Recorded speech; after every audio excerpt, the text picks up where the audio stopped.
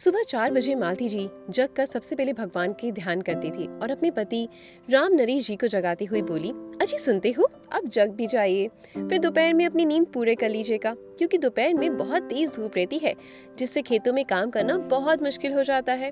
अरे, आपका राम नरेश जी एक रईस किसान है, बहुत मेहनती और कर्मठ इंसान है। मालती जी की आवाज से राम नरेश जी जग गए और बोले, कहाँ है मालती जी, आपकी एक कप चाय पिला तो देती जरा। तो आपकी बहुत मेहरबानी होती, अभी बनाती हूँ। उसने बाल्टी से दूध निकाला और तुरंत चाय बनाने लगी। तभी राम नरेश जी अपनी गाय को बाहर निकाल कर आए और बोले कि आपकी चाय नहीं बनी, जल्दी करिए, हमें खेतों पर भी जाना है। अभी आई, मालती जी ने आवाज लगाई। घर के आंगन में बैठकर दोनों लोग चाय पीने लगे। तभी मालती जी चिंता भरी नजरों से राम नरेश जी की तरफ देखी और बोली, क्या हुआ, पैसों का बंदोबस्त हो गया क्या? कल ही राहुल की टिकट है, वे कल चला जाएगा अपनी डॉक्टरी की पढ़ाई के लिए। राहुल उनका इकलौता बेटा है, आप चिंता मत करिए, मैं कुछ ना कुछ इंतजाम कर लूंगा। कहीं से इंतजाम नहीं भी होगा तो गाय को बेच देंगे, लेकिन अपने बच्चे के सपने को टूटने नहीं देंगे। हम जैसे मध्यम वर्गीय परिवार के लिए थोड़ा मुश्किल तो होगा, लेकिन सब धीरे धीरे ठीक हो जाएगा। मालती जी, हमारा किस्मत बदलने वाला है। यूँ समझिए, भोर होने से पहले जो काली रात होती है वही हमारी जिंदगी में आई है। बहुत जल्दी सुख के रूप में सुबह होगा, हमारे दिन बदलने वाले हैं। आखिरकार हमारा लाडला डॉक्टर जो बन जाएगा। इतना कहकर वे अपने खेतों पर चले जाते हैं। इधर मालती जी अपने बेटे के लिए नमकीन, मिठाई, ना जाने क्या क्या बनाकर डब्बे में भर देती है और उनकी आंखों से आंसू की धारा बहे जा रही थी। तभी राहुल आता है और अपनी माँ को कसकर गले लगाते हुए बोला, माँ, मैं हमेशा के लिए थोड़ी ही ना जा रहा हूँ, एक बार डॉक्टर बन जाऊँ, फिर अपनी प्यारी माँ को अपने साथ ही रखूंगा। तभी मालती जी राहुल का हाथ पकड़कर बोलती हैं, बेटा, शहर जाकर बदल तो नहीं जाएगा, पढ़ाई में अपना ज्यादा ध्यान लगाना और लड़की वड़की के चक्कर में बिल्कुल मत पड़ना।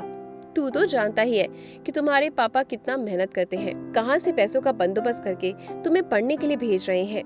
बेटा, इस बूढ़े माँ बाप को कभी भूलना मत। माँ, कैसी बातें कर रही हो, भला ऐसे क्यों होगा, क्यों भूलूंगा मैं अपनी माँ को? तभी राम नरेश जी बोले, चोरी चोरी माँ बेटे के बीच क्या खिचड़ी पक रही है, हमें भी जरा बताओ।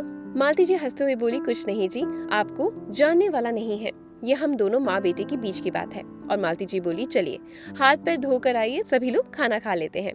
दोपहर का खाना खाने के बाद राम नरेश जी एक सेठ के पास गए और जमीन के कागज गिरवी रखकर पैसों का इंतजाम कर खुशी खुशी वापस घर आ गए। पैसों का बंडल अपने बेटे के हाथ में रखते हुए बोले, ये लो बेटा, अपना सपना पूरा कर, किसी चीज की कमी नहीं होगी तो तुरंत फोन कर देना। तुम हम लोगों का चिंता मत करना, अपनी पढ़ाई पर ध्यान देना, डॉक्टर बनकर अपने गाँव वापस आना, तभी हमारा सीना गर्व से चौड़ा हो जाएगा। अपने बेटे को खुशी खुशी विदा किया। मालती जी का कलेजा जिसे निकल रहा था। जब तक बेटा दिखाई दिया तब तक उसी दिशा की तरफ एकटक देखती रही। बेटा आंखों से ओझल हो गया, तब जाकर बिछावन पर लेट गई। इकलौता बेटा दूर जाने का गम बहुत ज्यादा होता है। दोनों दंपत्ति अपना जीवन व्यतीत करने लगे। एक दिन अचानक बेटे का फोन आया, पापा, मुझे 2 लाख की जरूरत है, प्लीज आप भेज दो। ठीक है बेटा, अभी इंतजाम करता हूँ। वो दौड़ते हुए गांव के मुनीम जी के पास पहुंचे, लेकिन उन्होंने पैसे देने से इनकार कर दिया। फिर उन्होंने अपनी प्यारी सी गैया बेच दी। पैसा तुरंत अपने बेटे के पास भिजवा दिया। उधर बेटा पढ़ाई भी करता और अपनी ऐशो आराम में पानी की तरह पैसा भी बहाता। 2 महीने के बाद फिर से बेटे का कॉल आया, पापा पैसे खत्म हो गए, आप 5 लाख भेज दो, तो मैं डॉक्टर बन जाऊंगा, फिर सबका चुकता कर दूंगा, आप चिंता मत करिए।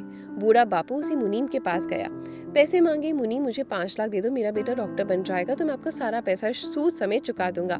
राम नरेश जी पैसा लेकर फिर अपने बेटे के पास भेज दिए। बेटा खुश हो गया, वह वहाँ जाकर भूल गया मेरे माँ बाप कितने कष्ट से मुझे पैसे भेजते हैं। धीरे धीरे अब मालती जी को चिंता होने लगी। अपने पति से बोली, पता नहीं क्यों मुझे कुछ ठीक नहीं लग रहा, बार बार पैसे मांगता है, पढ़ रहा है कि नहीं, अब तो अपने पास में जमीन भी नहीं और ना ही गाय, अपना गुजारा कैसे करेंगे। उधर बेटा डॉक्टर बन गया, वहीं पर उसको अपनी दोस्त की बहन पसंद आ गई, उससे शादी कर ली, शहर में ही घर जमाई बन गया। इधर माता पिता एकटक फोन पर नजरें गड़ाए बैठे रहते कि मेरे बेटे का फोन आएगा, लेकिन कोई फोन नहीं आया। धीरे धीरे समय बीतता गया। अब मालती जी, राम बिहारी जी दोनों दंपत्ति बूढ़े हो गए। अचानक एक दिन राहुल का फोन आया। वह बोला, माँ, मैं पापा बन गया और आप दादी बन गई। मालती जी चौंक गई, क्या तूने शादी कर ली और मुझे बताया भी नहीं? हाँ माँ, सब इतना जल्दी हुआ कि आपको बताने का मौका ही नहीं मिला। माँ, आप यहाँ आ जाइए अपने पोते को देखने। माँ तो माँ होती है, वह सब भूल गई। खुशी से बोली, ठीक है बेटा, मैं आ जाऊंगी। राहुल के पापा, हमें अपने पोते को देखने जाना है। आप एक काम करिए, देसी घी खरीद कर ले आइए, मैं लड्डू बना देती हूँ। वहाँ शहर में देसी घी कहाँ मिलता होगा? और पोते के लिए कपड़ा भी ले आइएगा। खाली हाथ थोड़ी ना जाऊंगी। और बहुरिया के लिए सुंदर सी साड़ी लाना। पहली बार जाऊंगी, बहू का मुंह देखूंगी, खाली हाथ अच्छा नहीं लगता। मालती जी बहुत खुश थी क्योंकि वो अपने बेटे, बहू और पोते से मिलने वाली थी। राम नरेश जी बोले, मालती जी, बेटे से मिलने के नाम से ही आपका चेहरा खिल गया। क्यों ना हो खुश, कितने साल बाद अपने बेटे जिगर के टुकड़े से मिलूंगी।